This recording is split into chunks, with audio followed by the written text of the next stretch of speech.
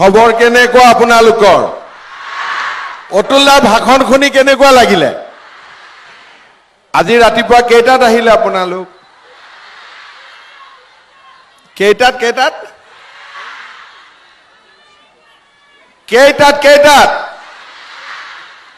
পাঁচটা। আচ্ছা, মই সুধি আছো, সকলোৱে ক'ব 4টা বজাত কোন কোন আহিলে? আৰু ৰাতিপুৱা 5টা বজাত কোন কোন আহিলে? 6টা বজাত কোন কোন আহিলে? 7টালৈকে কোন কোন বাকী থাকিলে? মানে 5টাৰ পৰা 7টাৰ ভিতৰত সব আহি পাই গ'ল। এতিয়া মোক সঁচা কথা ক'ব চবেই, কালি ৰাতি কোনে কোনে টোপনি মাৰিছে?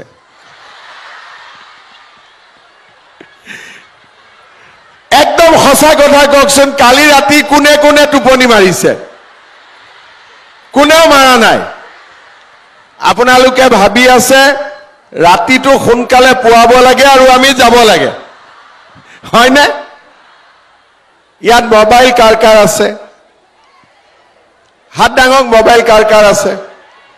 আচ্ছা, তাৰমানে কালি ৰাতি আপোনালোকেতো মোবাইলতো ইজনে সিজনৰ লগত কথা পাতি আছে যে সোনকালে যাব লাগিব বুলি, হয়নে নহয়? যি নহওক, ৰাতিপুৱা সোনকালে আহিলে। আৰু আজি ৰবিবাৰ, ঘৰত চাহ পানী কোনে বনালে? বনাই আহিছে নে নবনোৱাকৈ আহিছে? যি নহওক, আজি ৰবিবাৰ যেতিয়া ঘৰৰ মানুহজনেও নিজে বনাই ল'ব পাৰিব। আজিতো তেওঁৰো অফিচ কাছাৰী নাই, নহয় জানো? কেতিয়াবা আপোনালোকক বনাই খুৱাই নে নোখুৱাই? কাক কাক বনাই খুৱাই হাত ডাঙকচোন। আৰু কাক কাক নোখুৱাই হাত ডাঙক। ঠিক আছে, লাহে লাহে বনাই খুওৱা পুৰুষ মানুহৰ সংখ্যাও বাঢ়িছে, হয়নে নহয়? আজিৰ সভাত আমাৰ মাজত উপস্থিত গুৱাহাটী লোকসভা সমষ্টিৰ সাংসদ বিজুলী কলিতা মেধি ডাঙৰীয়ানী, আমাৰ দিছপুৰ সমষ্টিৰ বিধায়ক অতুল বৰা ডাঙৰীয়া, গুৱাহাটীৰ মেয়ৰ মৃগেন শৰণীয়া ডাঙৰীয়া, জিলা পৰিষদৰ সভানেত্ৰী মিতালী কলিতা ডাঙৰীয়ানী, আমাৰ মাজত উপস্থিত তপন দাস ডাঙৰীয়া, নবাৰুণ মেধি ডাঙৰীয়া, জিলা আয়ুক্ত সুমিত চাটাউন ডাঙৰীয়া, আমাৰ GMCৰ আয়ুক্ত চিন্ময় প্ৰকাশ ফুকনকে আদি কৰি মঞ্চত উপবিষ্ট বিশিষ্ট ব্যক্তিসকল আৰু ডিমৰীয়া বিধানসভা সমষ্টিৰ বিভিন্ন অঞ্চলৰ পৰা অহা আই মাতৃসকল, আমাৰ ডিমৰীয়া বিধানসভা নতুনকৈ গঠিত হৈছে। আগতে আমি সকলো দিছপুৰ বিধানসভাত আছিলোঁ। এতিয়া দিছপুৰ বিধানসভা দুটা ভাগত বিভক্ত হ'ল, ডিমৰীয়া আৰু দিছপুৰ। লোকসভাত আপোনালোকে ডিমৰীয়া হিচাপে ভোট দিছে আৰু 2026 চনৰ ইলেকশ্যনতো আপোনালোকে ডিমৰীয়া হিচাপে ভোট দিব লাগিব। আৰু আমাৰ সেইবাবে এইবাৰ আমি মহিলা উদ্যমিতা ডিমৰীয়া আৰু দিছপুৰ আমি বেলেগে বেলেগে বিতৰণ কৰিছোঁ। দিছপুৰৰ বিতৰণ হৈ গ'ল, আজি আমি ডিমৰীয়াত বিতৰণ কৰিম। আৰু কামৰূপ মহানগৰ জিলাত আমাৰ উদ্যমিতা অভিযান বিতৰণী প্ৰায় সম্পূৰ্ণ হ'ব। এতিয়ালৈকে আমাৰ অসমত 65খন বিধানসভা সমষ্টিত এই পুঁজি বিতৰণ হ'ল আৰু আজি ডিমৰীয়াত সম্পূৰ্ণ হোৱাৰ লগে লগে আমাৰ 64টা বিধানসভা সমষ্টিত এই পুঁজি বিতৰণ সামৰণি পৰিব। ডিমৰিয়াত 24,767 গৰাকী আই মাতৃয়ে উদ্যমিতা অভিযানৰ পুঁজি লাভ কৰিব। ইয়াৰে 4,178 গৰাকী আমাৰ ৱাৰ্ডৰ পৰা আহিছে, পৌৰ নিগম এলেকাৰ পৰা আহিছে আৰু 20,589 গৰাকী গ্ৰাম্যাঞ্চলৰ পৰা আহিছে। আজি দিনটোত আপোনালোকক এই পুঁজি বিতৰণ কৰাৰ লগে লগে অসমত 15 লাখ মহিলাই এই আঁচনিৰ পুঁজি লাভ কৰিব। আৰু আমি কিমানক দিব লাগিব? 17 লাখ। অৰ্থাৎ গোটেই অসমতে আমি 32 লাখ মহিলাক এই আঁচনিৰ ধন আমি প্ৰদান কৰিম। আৰু 32 লাখ মহিলাক এই আঁচনিৰ ধন প্ৰদান কৰোঁতে আমাৰ কিমান টকা যাব? 3,200 কোটি টকা আমি ব্যয় কৰিব লাগিব। আজি আপোনালোক ইয়ালৈকে আহিছে, সকলোৱে 10,000 পাব। কিন্তু এই 10,000ক যদি 24,000 আমি পূৰণ কৰোঁ, আজি আমাৰ ডিমৰিয়াত 24 কোটি টকা অলপ পিছতে আমি বিতৰণ কৰিম। তাৰ মানে আপোনালোকে চিন্তা কৰক, আমাৰ অসমৰ মহিলাসকলৰ কাৰণে আগতে কেতিয়াও কোনো কালে 3,200 কোটি টকাৰ আঁচনি গ্ৰহণ কৰা হোৱা নাছিল। আপোনালোকৰ মাজত অৰুণোদয় কোনে কোনে পাই আছে? হাত দাঙক। এতিয়া আজিতো আপোনালোকে 10,000 পাব, অহা মাহৰ 20 তাৰিখে কিমান পাব? আকৌ কিমান পাব? একদম লাহেকৈ কৈছে। কোনে কোনে জানে অলপ ডাঙৰ কৰি কওক। আজি 10,000, অহা মাহত 8,000। এতিয়া আপোনালোকে চিন্তা কৰক, অহা মাহত যেতিয়া মই 8,000 টকাকৈ দিম, কিমান মহিলাই পাব? 40 লাখ। তাতো কিমান টকা লাগিব? 3,200 কোটি টকা। দুইটা আঁচনি লগ লগালে টোটেল কিমান টকা হ'ল? 6,400 কোটি টকা। আৰু এই টকা এটাও পুৰুষলৈকে দিয়া হোৱা নাই। এই টকা সম্পূৰ্ণ মহিলাসকলৰ কাৰণে দিয়া হৈছে। আগতেও চৰকাৰ আছিলে, আপোনালোকে মনত কৰক বা আপোনালোকৰ ভিতৰত মোক কওক, কংগ্ৰেছ চৰকাৰ থাকোঁতে অৰুণোদয় কোনে কোনে পাইছিলে? হাত দাঙকচোন। পিছফালৰ পৰা অলপ মনত পেলাওক, কংগ্ৰেছ চৰকাৰ থাকোঁতে অৰুণোদয় আঁচনি কোনে কোনে পাইছিলে? মহিলা উদ্যমিতাৰ নামত 10,000 টকা কোনে কোনে পাইছিলে? বিনামূলীয়া চাউল কোনে কোনে পাইছিলে? 100 টকাত দালি, নিমখ, চেনি কোনে কোনে পাইছিলে? তাৰমানে আপোনালোকৰ নিজৰ মনত আছে যে কংগ্ৰেছৰ দিনত অৰুণোদয়ো পোৱা নাছিলো, মহিলা উদ্যমিতাও পোৱা নাছিলো, বিনামূলীয়া চাউলো পোৱা নাছিলো, নিযুত মইনা আঁচনিও পোৱা নাছিলো, বাবু আঁচনিও পোৱা নাছিলো, 100 টকাত দালি, চেনি, চাউলো পোৱা নাছিলো। কংগ্ৰেছৰ দিনত আমি কি পাইছিলো? কি পাইছিলো মনত কৰক অলপ। কংগ্ৰেছৰ দিনত আমি কি পাইছিলো? লুঙি আৰু ধুতি। সূতা আৰু কম্বল কাবাৰ কাবাৰ ভাগ্যত পৰিছিলে, কাবাৰ কাবাৰ ভাগ্যত পৰা নাছিলে। আজি আপোনালোকে চিন্তা কৰক যে অসমখনক আমি লুঙি আৰু ধুতিৰ পৰা লৈ অৰুণোদয় আৰু মহিলা উদ্যমিতালৈকে লৈ আহিলো। আজি আমি অসমখনক সূতা আৰু কম্বলৰ জাগাত বিনামূলীয়াকৈ চৰকাৰী চাকৰি পোৱা পৰ্যায়লৈকে লৈ আহিলো।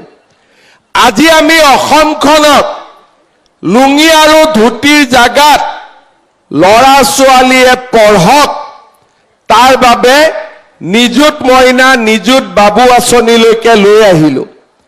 আজি লুঙি আৰু ধুতিৰ জাগাত আমি অসমখনক আমি আজি এখন নতুন অসমলৈ লৈ আহিলো, য'ত আমাৰ মহিলাসকলে লাখপতি হোৱাৰ সপোন দেখিব পাৰে। আজি আমি এই উদ্যমিতা অভিযানত 10,000 টকা লবৰ বাবে দিবৰ বাবে আমি গোট খাইছো। কিন্তু মই সকলো মিটিঙতে কৈছো যে এইটো হ'ল প্ৰথম কিস্তি, আৰম্ভণি। যিসকল মহিলা লাখপতি বাইদেউ হ'ব বিচাৰে তেওঁলোকক আমি আগলৈকেও সহায় কৰি গৈ থাকিম, যাতে আমাৰ ডিমৰীয়া সমষ্টিৰ 24,000 মহিলাক আমি লাখপতি বাইদেউ বনাব পাৰো। কাৰ কাৰ লাখপতি বাইদেউ হ'ব ইচ্ছা আছে? হাত দাঙক। সকলোৰে আছে? এতিয়া লাখপতি বাইদেউ মানে কি? লাখপতি বাইদেউ মানে সেইগৰাকী মহিলা যিগৰাকী মহিলাই বছৰত 1 লাখ টকাতকৈও বেছি ব্যৱসায় কৰিব পাৰে। এতিয়া আপোনালোকে ভাবিব যে আমাৰ অসমৰ কোন মহিলাইনো 1 লাখ টকাতকৈ বেছি ব্যৱসায় কৰিব পাৰে? কিন্তু আপোনালোকে জানি ভাল পাব, এই যে 32 লাখ মহিলাক আমি 10,000 টকাকৈ দিম, তাৰ 8 লাখ মহিলা ইতিমধ্যেই লাখপতি বাইদেউ। তাৰ মানে 32 লাখৰ 8 লাখ মহিলাই ইতিমধ্যেই 1 লাখ টকাতকৈও বেছি উপাৰ্জন কৰে। এতিয়া আপোনালোকে মনতে ভাবিব যে আমাৰ ডিমৰীয়াততো কোনো লাখপতি বাইদেউ নাই, বেলেগ জাগাত থাকিব পাৰে। মই আজি ৰাতিপুৱা ইয়াত অহাৰ আগতে আমাৰ অফিচাৰসকলক সুধিছিলো যে ডিমৰীয়াত লাখপতি বাইদেউ আছে নে নাই? তেওঁলোকে মোক ক'লে, ছাৰ বহুত আছে। মই বোলো মোক দুগৰাকীৰ নাম দিয়ক।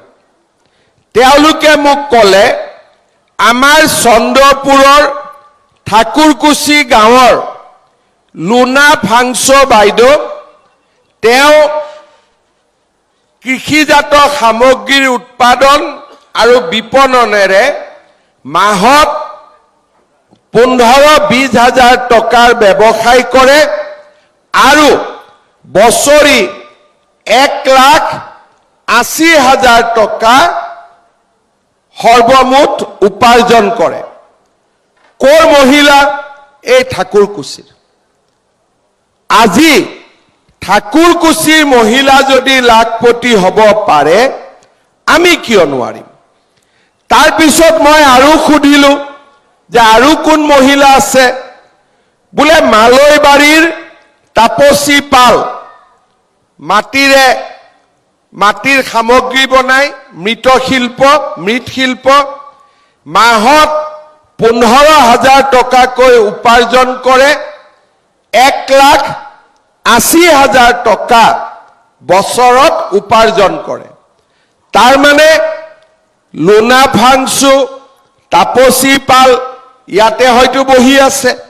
আজি তেওঁলোক যদি লাখপতি বাইদেউ হ'ব পাৰে, আমি কিয় লাখপতি বাইদেউ হ'ব নোৱাৰিম? ইচ্ছাও আছে, সকলোৱে হাতো দাঙিছে যে আমি লাখপতি বাইদেউ হ'ব খোজো, আৰু আপোনালোকৰ আগ্ৰহো আছে, আৰু চৰকাৰেও বিচাৰে যে আপোনালোক লাখপতি বাইদেউ হওক। আজি যদি চৰকাৰে বিচাৰে যে আমাৰ আই মাতৃসকল লাখপতি বাইদেউ হওক, আৰু বাইদেউসকলেও যদি মনতে সংকল্প লয় যে আমি লাখপতি বাইদেউ হ'ম, আমাক কোনেও ৰাখিব নোৱাৰে। আমি নিশ্চিতভাৱে লাখপতি বাইদেউ হ'ব পাৰিম। কেনেকে হ'ব পাৰিম? প্ৰথম আমাৰ এটা মন থাকিব লাগিব যে মই যদি উপাৰ্জন কৰোঁ, মোৰ ঘৰখন পৰিৱৰ্তন হ'ব। হাজবেণ্ডে যি কৰে কৰিব, দুটা টকা যদিও ময়ো উপাৰ্জন কৰিব পাৰোঁ, ল'ৰা ছোৱালীক আমি মানুহ কৰিব পাৰিম। আজি আপোনালোকে চিন্তা কৰক, কংগ্ৰেছৰ মানুহবিলাকে মোক গালি পাৰি থাকে, অৰুণোদয় কিয় দিব লাগে, কিয় দিব লাগে। কিন্তু এই যে 1250 টকা মাহৰ 10 তাৰিখে আপোনালোকৰ একাউণ্টত আহে, ই আপোনালোকক এটা সাহস দিয়ে যে যি নহওক 10 তাৰিখে 1250 টকা মোৰ একাউণ্টত আহিব। কাবাৰ কাবাৰ হাজবেণ্ডেতো 8 তাৰিখে কৈ ঐ মোবাইল চাই থাকিবি দেই, মেছেজ আহিব। তাৰ মানে এই 1250 টকা এতিয়া আমি ঘৰৰ বাজেটত ধৰি লওঁ। কোনবা মাহত যদি আমি নপঠাওঁ, মহিলাসকলে খবৰ লোৱা আৰম্ভ কৰি দিয়ে যে কি হ'ল কি হ'ল। তাৰ মানে এই 1250 টকা এতিয়া আমাৰ পৰিয়ালৰ বাজেটত সংযোজিত হৈছে। যদি আমি লাখপতি বাইদেউ হ'ব পাৰোঁ, আমি মাহত যি কেইটা টকা উপাৰ্জন কৰিম, সেই টকা কেইটাৰে আমাৰ ল'ৰা ছোৱালীক আমি এটা উজ্জ্বল ভৱিষ্যতৰ ফালে লৈ যাব পাৰিম। আজি আমি 10,000 টকা আপোনালোকক প্ৰথম কিস্তি দিম। মই বাৰে বাৰে শব্দটো কৈছো, প্ৰথম কিস্তি 10,000 টকাটো লৈ আমি কি কৰিম? আমি 3টা ভাগত তাক খৰচ কৰিব পাৰোঁ। প্ৰথম 10,000 টকাটো লৈ আমি গ্ৰুপৰ একাউণ্টত দিলোঁ, 1 লাখ টকা হ'ল। যিগৰাকী মহিলাই কিবা কৰিব খুজিব তেওঁক আমি লোন দিলোঁ, বা আমি একেলগ লাগি কিবা এটা ব্যৱসায় কৰিলোঁ। 1 নম্বৰ।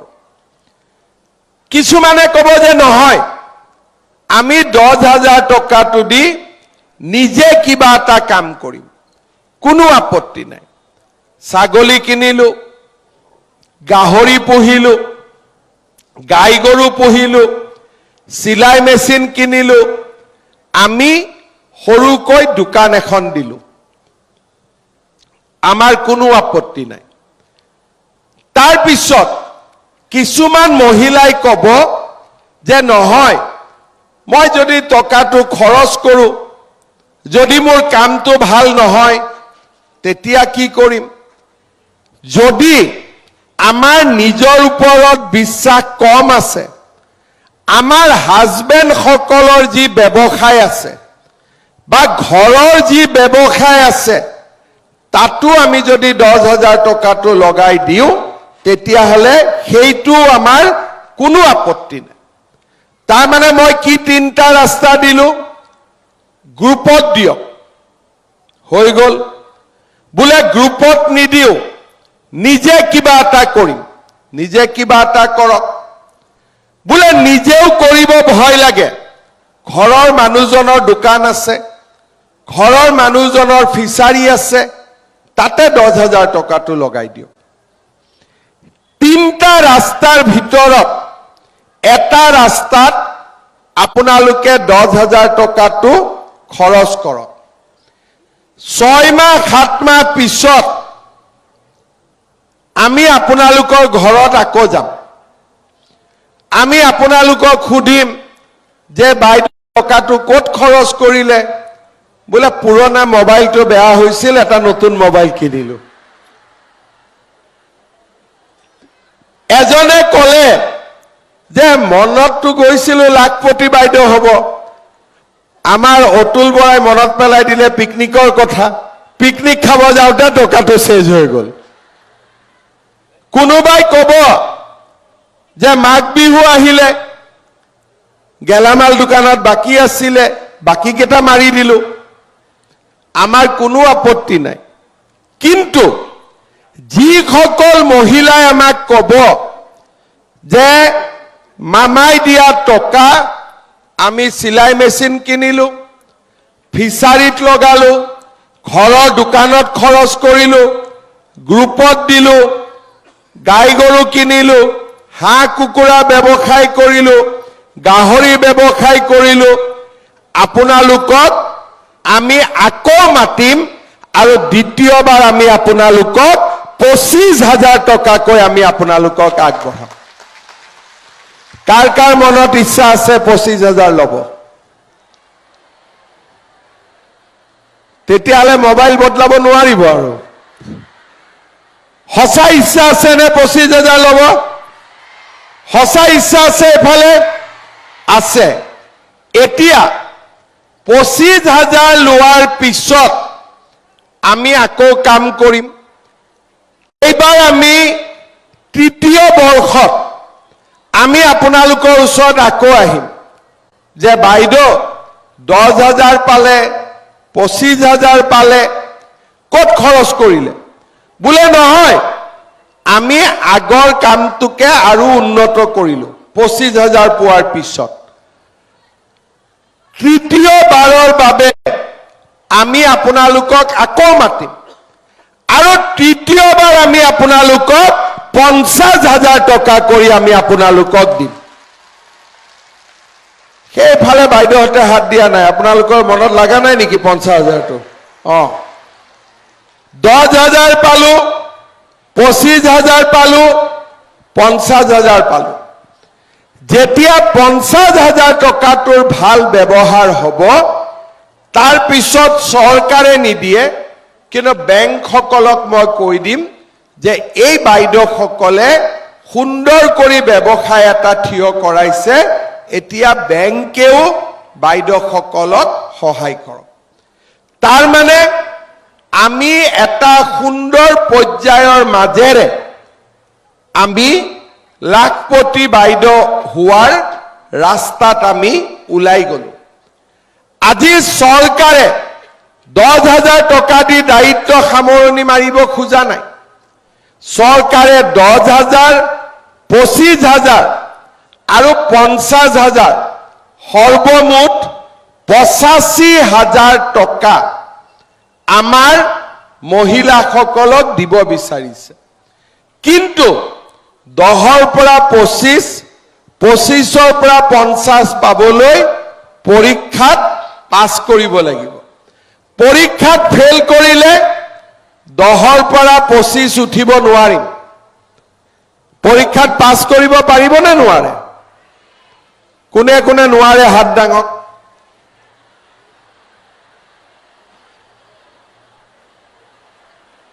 নোৱাৰা কোনো নাই এতিয়া কোনে কোনে পাৰিব হাত ডাঙক বাপৰে মোৰ বহুত টকা খৰচ হ'ব যি নহওক টকা খৰচ হলেও তাত এটা আনন্দ আছে যে আমি অসমত 32 লাখ মহিলাক এটা ৰাস্তা দেখুৱাবলৈ সক্ষম হৈছো আজি অসমৰ মই যি জায়গাতে গৈছো 10টা বজাত মিটিং মহিলাসকল 6টাতে আহিছে 5টাতে আহিছে তাৰ মানে মহিলাসকলৰ এই আঁচনিটোক লৈ কিমান এটা আগ্ৰহ আছে আজি এই কথাটোৱে কি প্ৰমাণ কৰিছে যে আমাৰ মহিলাসকলে ইমান দিন কিবা এটাৰ কাৰণে ৰখি আছিল যে চৰকাৰে আমাক সহায় কৰক আৰু আমিও আগবাঢ়ি যাব খোজো আৰু চৰকাৰে আপোনালোকক কেনেকৈ সহায় কৰিছে এবাৰ আপোনালোকে মনত চিন্তা কৰক 10,000 টকা আজি পালো অৰুণোদয় প্ৰত্যেকবাৰে মহিলাৰ সংখ্যা আমি বঢ়াই লৈ গৈ আছো আজি 12,830 টকাৰ পৰা আমি 1250 টকা পোৱা হলো 10,000 টকাটোৰ ওপৰতো তাৰ পিছত মোদী ডাঙৰীয়াই আমাক চাউলখিনি বিনামূলীয়াকৈ দিয়ে যদি 20 কেজিও চাউল ঘৰত আহে তাতো আপোনালোকে হিচাপ কৰি দেখিব যে 30 টকা 35 টকা কেজি হলেও 700 750 টকা চৰকাৰৰ পৰা ঘৰলৈকে আহে আমি আমাৰ টকা চাউল কিনিবৰ কাৰণে খৰচ কৰিব নালাগে ইমান দিনে আছিলে যে চাউলটো পাইছো কিন্তু দালি নিমখ চেনি আমি কিনিব লাগে যোৱা 3 মাহ আমি আপোনালোকক 117 টকাত 1 কেজি দালি 1 কেজি চেনি আৰু 1 কেজি নিমখ আমি আপোনালোকক দিলো মহিলাসকলে মোক ক'লে যে মামা যদিও 117 বুলি কৈছে খৰচটো 120 হৈ যায় বোলে কিয় দোকানীৰ লগত খুচুৰা নাথাকে গতিকে 3 টকাটো ঘূৰাই নাপাওঁ ঠিক কথা কৈছে নে নাই সেই কাৰণে এই মাহত কি কৰিলো যে কোনো খুচুৰা তুচুৰাৰ কাম নাই 100 টকা দিয়ক দালি চেনি নিমখ ঘৰত লৈ আহক আনিছে না নাই আপোনালোকে এইবাৰ কোনে কোনে ইতিমধ্যে কিনিলে হাত দাঙক আৰু জুনে জুনে কিনা নাই 10 তাৰিখলৈকে কিনি লব এতিয়া কোনবাই মোক কৈছে যে মামা আৰু অলপ সহায় কৰি দিয়ক মই বোলে ঠিক আছে বিজেপিক ইলেকশ্যনত জিকিব দিয়ক 100 টকাটো নোহোৱা কৰি দিম বিনা পইচাতে দালি চেনি নিমখ ঘৰ আহি পাই যাব ভাল হ'ব নে বেয়া হ'ব ভাল হ'ব কিন্তু ভাল হ'বৰ কাৰণে আকৌ বিজেপিক ভোট দিব লাগিব নহয় কোনে কোনে বিজেপিক ভোট নিদিয়ে হাত দাঙক কোনে কোনে ভোট নিদিয়ে হাত দাঙক নিদিয়া মানুহ নাই এনে মোক দেখাৰ কাৰণে হাত দাঙা নাই নে নেই সঁচা আচ্ছা কোনে কোনে বিজেপিক ভোট দিব এবাৰ হাত দাঙক বাপৰে বিজুলী বাইদেউ ইয়াত কাক উঠাব যোনে উঠিব সিয়ে জিকিব এতিয়া জিকিব নে নিজিকে বিজেপি মই যদি শিডিউল কাজ হলোহেঁতেন ময়ে আহি ইয়াত উঠি দিলোহেঁতেন যি নহওক এতিয়া আমি চাউলো বিনামূলীয়াকৈ দিছো লাহে লাহে দালি নিমখ চেনিও আমি কমাই কমাই লৈ গৈ থাকিম যাতে মহিলাসকলৰ কোনো চিন্তা নাথাকে আগতে আমি সৰুতে যেতিয়া আমাৰ মা গাঁৱত থাকে ঘৰলৈকে কোনোবা অতিথি আহিলে বোলে চাহ খাওক গৈ দেখিলে চাহটো খাব কলো কিন্তু ভিতৰত চেনিয়ে নাই আকৌ বাটিটো লৈ ওচৰৰ মানুহৰ ঘৰত যাওঁ যে চেনি অলপ দে এনেকে চলি থাকে আমাৰ এতিয়া অন্তত 1 কেজি চেনি ঘৰত থাকিবই 1 কেজি দালি থাকিবই 1 কেজি নিমখ থাকিবই কালি মই দুধনৈত গৈছিলো বাইদেউসকলে মোক কৈছে আমাক মিঠাতেলো লাগিব বুলি লাগিব নে নালাগে সেইফালে লাগিব নে নালাগে এতিয়া মই চিন্তা কৰি আছো যে দালি নিমখ চেনিৰ লগত 1 লিটাৰ মিঠাতেলো যোগ কৰি দিব পাৰি নেকি তেতিয়ালে আৰু কষ্ট কমি গল এই ধৰণে আপোনালোকৰ আমি কষ্টবিলাক কমাই দিছো ছোৱালী মেট্ৰিক পাছ কৰিলে চিন্তা আহিলে যে এডমিশন ক'ত দিম এডমিশনৰ কাৰণে 2000 টকা লাগে এতিয়া আমি কি কৰিছো যে লৰাই হওক ছোৱালীয়ে হওক এডমিশনৰ পইচা আপোনালোকে দিব নালাগে আমি দিম CBSE কো লাগে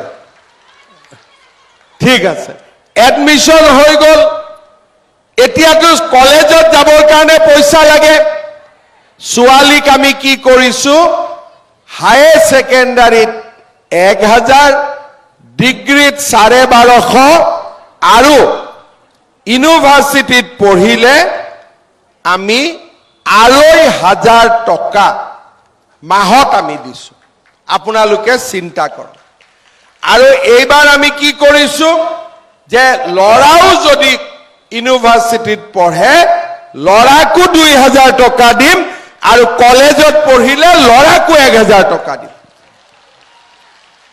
এতিয়া আপোনালোকে চাওক আমাৰ ইয়াতে অৰুণোদয় কিমানে পাইছে 39350 গৰাকী বাইদেউ আপোনাকো দি দিম আপুনি গৈয়ে নামটো দি দিব এওঁলোকক আপুনিও চিন্তা নকৰিব কোনে কোনে পোৱা নাই হাত ডাঙক একদম অকনমান মানুহে পোৱা নাই মই 1000 আৰু বঢ়াই দিম আপোনালোকে পাই যাব হ'ব ঠিক আছে তাৰ পিছত আমাৰ ইয়াতে নিযুত মইনা পাইছে 1448 গৰাকী তাৰ মানে আপোনালোকে চিন্তা কৰক পঢ়ুৱা খৰচ আমাৰ ঘৰৰ চাউল দালি আমাৰ 1250 টকা আমাৰ লাখপতি বাইদেউ বনোৱা দায়িত্ব আমাৰ ইমান বিলাক কাম আগতে কেতিয়াও চিন্তাও কৰিব পৰা নাছিল